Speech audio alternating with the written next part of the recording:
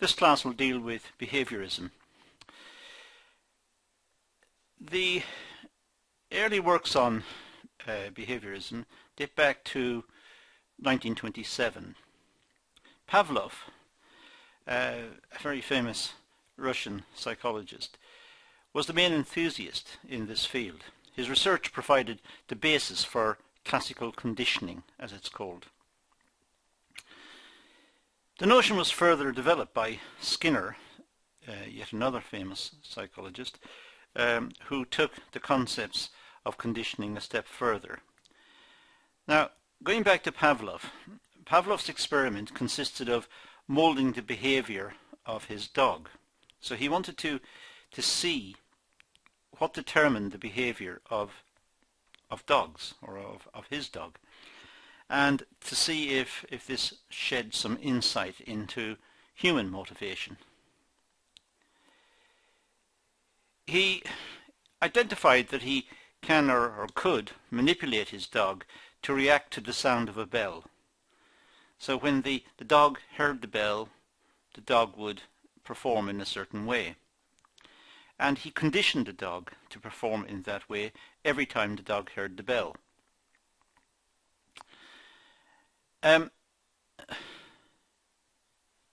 idea behind his experiment was to associate a stimulus, in this case the sound of the bell, to a response, food. So he got the dog. When the dog was hungry, he rang the bell first, and then he fed the dog. And he continued to do this. And after a time, when he rang the bell, the dog would salivate, the dog would prepare to have the food. So the dog knew that when the dog heard the bell, that food was about to come. So the dog was conditioned, and it was Pavlov's experiment. The dog would automatically salivate whenever he heard the bell. This reaffirmed the idea that behavior can be molded through classical conditioning. And this is our idea of classical conditioning. It's we have a stimulus and a response. The stimulus is something which precedes, goes in front of the response. The stimulus is telling us what's about to happen and preparing us for what's about to happen. Now, behaviorism is based on the view that an individual's behavior can be molded to achieve desired outcomes. So it just doesn't apply to Pavlov's dog, it applies to us. When we see something happening and something else happens afterwards, we become conditioned. We know that this is a precursor to that. We know this is going to go before that, and we're ready. We are conditioned. Skinner implied that learning is a series of stimuli and responses. With positive reinforcement increases the desire to the desired response. So if we have positive reinforcements, positive mean desirable reinforcements, it increases the anticipation of the response. We're looking forward to the response more. So in the case, let's go back to Pavlov's dog. The food, let's say, was enjoyable. The dog looked forward to the food. The dog heard the bell. The dog knew that food was coming next. That was a positive reinforcement. It was something desirable. The dog looked forward to it. So Skinner was identifying positive and negative reinforcements. Negative reinforcements can encourage positive behavior. The threat to somebody, the threat of losing their job, can lead to better work because they're being threatened. If they don't work better, they will lose their job. And the individual knows not to repeat the behavior which led to the punishment, which led to the threat. So it's a negative. If you don't improve your work, you will lose your job. That's negative. But it can lead to a positive behaviour. It can lead to better workmanship, better application at work, because of the fear of losing his or her job. Achieving positive behaviour through negative reinforcement will only exist so long as the threat is hovering over the individual. So if a worker is threatened that if he or she does not improve the quality of his or her work, they will lose their job. Now that's a negative stimulus. So they will then improve the quality of their work. But if the threat is taken away, if management now say, well, actually you're doing your best, we're not threatening you with losing your job anymore, just carry on, the person will revert back into bad workmanship, the chances are. So the positive outcome only stays in place as long as the threat is seen to be credible. Now, the underlying assumptions of behaviorism. Well, learning occurs through perceived change in behavior. So learning occurs through observing the behavior. We learn all the time by classical conditioning. We're constantly on the lookout for signals at work, or in our communities or in our home. If an alarm bell sounds, we know something has gone wrong. We are conditioned. So we learn all the time to pick up on the signals that are around us. Sometimes we recognize if the alarm bell goes off, it may be a false alarm, but we still treat it seriously. We expect that to be just a bad incident, a faulty piece of equipment that has given a bad signal. The external environment plays a vital role in driving behaviour. For example, career development opportunities are competitive rivalry from work colleagues. So the external environment plays an important role in driving our behaviour.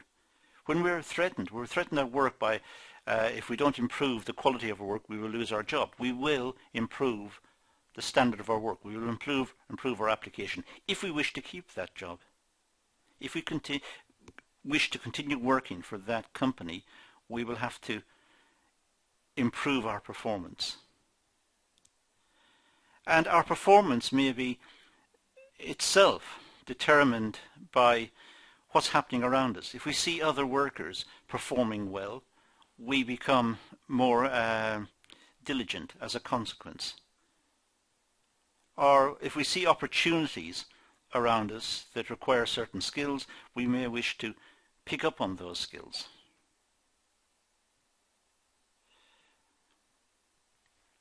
Repetition allows for effective training. For example, role-play activities during training courses. Repetition is a good way of learning. Repetition is performing the task over and over until we have a deep understanding of what's going on. We have performed the task so many times and now we know what's happening. So repetition is a good way of learning.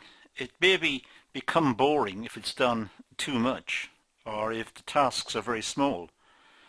But role-playing is also a good way of learning as well. It's performing the tasks in preparation for the real thing. It is acting out the requirements of the job with colleagues. And if that's possible, that's a good way to learn. Reinforcement to achieve desired behaviour from employees or individuals, for example, monetary and non-monetary reward, praise and acknowledgement. These are good ways of motivating people as well. giving reinforcements, setting the tasks, explaining the tasks, ensuring that the workers are properly trained so they have a good opportunity to show off their skills and produce good quality work and act efficiently. But at the same time, they need reinforcement. So once in a while, the management should reward the workers for their activities, for their participation, reward them perhaps by bonuses. Or it could be non-monetary, as I say here. It could be praise or acknowledgement, simply thanking them, simply admiring the workmanship and congratulating them on a job well done. Now the implication to training or for training. Well, in order to mould an individual's behaviour, they need to be positively reinforced to achieve the desired behaviour. So during training, when participants in the training scheme are making progress, they need to be congratulated and encouraged. So they need to have positive reinforcements. What they've done correctly should be picked up on and indicated, and they should be praised for what they've achieved. The learning should be guided through learning outcomes and the curriculum. Learning needs to be focused. It needs to have an outcome. It needs to be aimed at something. Learning can't just be random in the context of training. It would be inefficient for the business just to have a training program and not know what the training program was for. So they need to have particular outcomes. And those outcomes is what determines the type of training and the content of the training program. So it's very important to have learning outcomes so that there is a focus to the training. And positive reinforcement, the use of rewards such as well done or you did a great job, or awards such as certificates and promotion. These are very important because they're not just a reward to the person's ego, but it's also an indication that they have been using their time positively. They have picked up on what was required. They have made an effort to apply what they've learned and do it positively. So positive reinforcements are very important. Being congratulated, being thanked, being acknowledged, that's very important to ensure good results. Now the advantages of behaviorism. Well, it's easy to identify and mould behaviour as it is observable. We can see how people behave. So we can identify the behaviour, and we're in a position to perhaps mould the behaviour to the desirable outcome.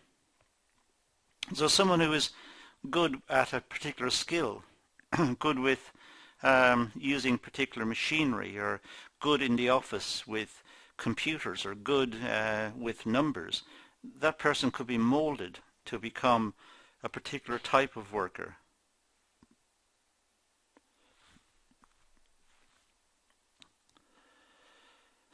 The measurable learning outcomes allow for effective learning. It's important to have learning outcomes, as I just said earlier. It's important to have clear and unambiguous outcomes. They must be stated. So training programs are targeted. They're not haphazard. That's important. The value of role play and scenario activities, displaying what's expected. These are very good. They're particularly good in areas like health and safety, where scenarios can be set up to show what is dangerous or what's not dangerous, or to show issues where someone is ill and how to treat them and so on. But role play is very important if it can be applied and if it's meaningful But in many training programs where the purpose of the training program is to teach or impart some sort of idea about a skill that's required, then there might be an opportunity to role play, to let the participants have a go, let them try out the machine, or let them try out the software, or let them get hands-on experience. So there may be opportunities there for that. The whole idea of behavioralism and this idea of watching behavior and conditioning behavior, it's embedded into institutional design. For example, the ADDIE model, which is the subject of separate videos and should be viewed separately.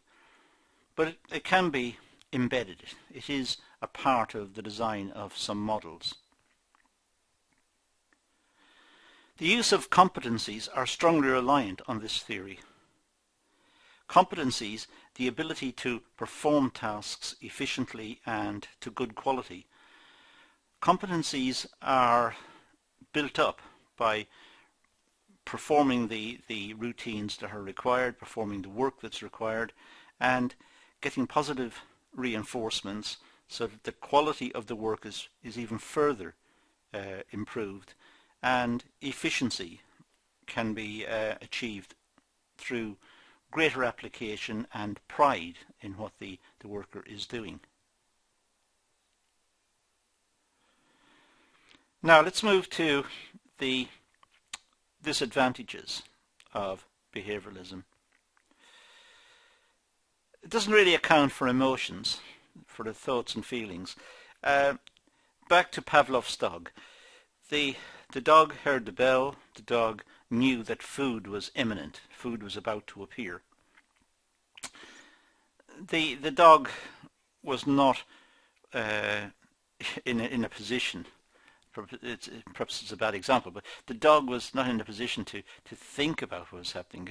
It was a non-thinking situation. The dog heard the bell. The dog expected food.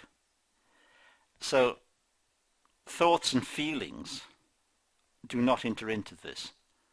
This is conditioned. It's when we hear a fire bell, our immediate response is to get safe, to leave the building and to move to a safe place. We don't sit down and start to rationalize it and think about it. We don't take our feelings into account. Perhaps we have feelings of fear. We're afraid the building is on fire. We don't do that. We don't sit down and think about our fear and think about our emotions. We just leave the building. So it's almost an automatic response. So it's conditioned. It's a very narrow approach, only focuses on rewards and punishments. There's nothing else. The dog heard the bell, the dog was rewarded by some food.